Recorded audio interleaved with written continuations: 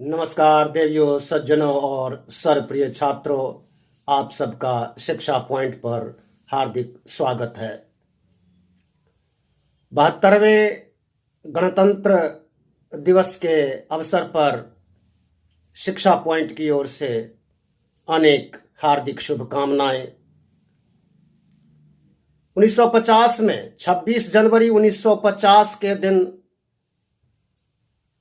देश सर्वतंत्र स्वतंत्र हुआ, क्योंकि उस दिन देश को नया संविधान मिला।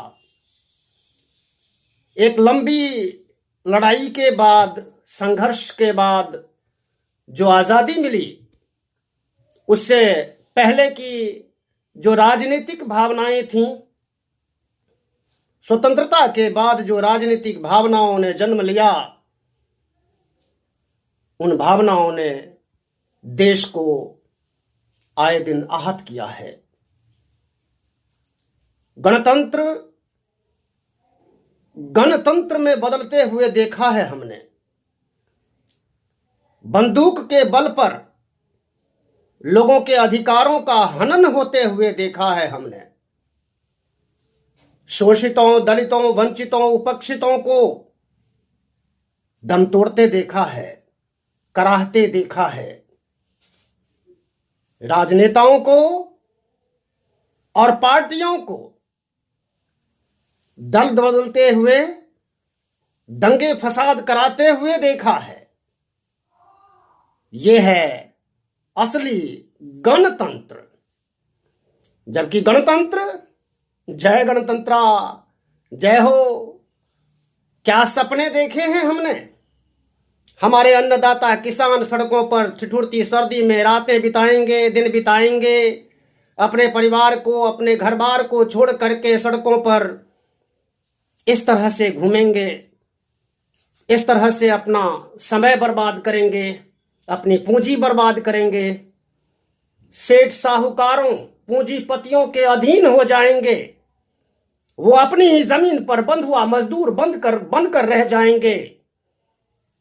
ये तंत्र कब तक चलेगा? क्या इस तंत्र में किसी सुधार की कोई संभावना दिखती है? नहीं दिखती है। सुधारों के नाम पर जो चीजें हो रही हैं, वो चीजें सुधार से अधिक बिगाड़ की ओर जाती हैं। देश को ठगने का काम बंद कीजिए। अपने बुरी भावनाओं को लोगों पर थोपना बंद कीजिए।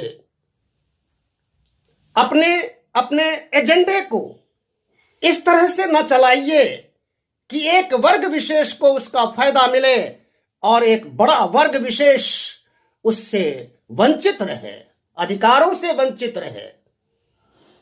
अपने जीवन के स्तर को सुधारने के लिए लालायित रहे, दर दर की ठोकरें खाएं। तमाम ऐसे मसले हैं अब भी देश में। सबसे बड़ा मसला किसानों का है, शोषितों वंचितों का है। उस मसले पर जो विभेद और जो राजनीति हो रही है देश में, वो बहुत ही शर्मनाक है। ये नहीं होना चाहिए। ये असली गणतंत्र नहीं है। जय गणतंत्रा।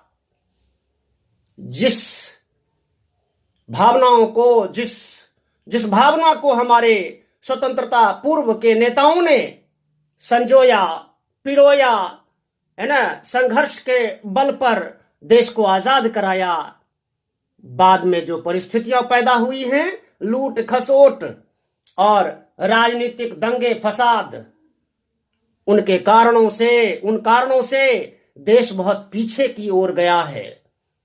इतने वर्षों के बाद, आजादी के 72 वर्षों के बाद, आज भी किसानों के अधिकारों का हनन हो रहा है। उन्हें वंचित किया जाता है। अपने ही खेत के उपज से उनका सही मूल्य नहीं मिलना, अधिकार नहीं मिलना, ये सब बदलना चाहिए। धन्यवाद।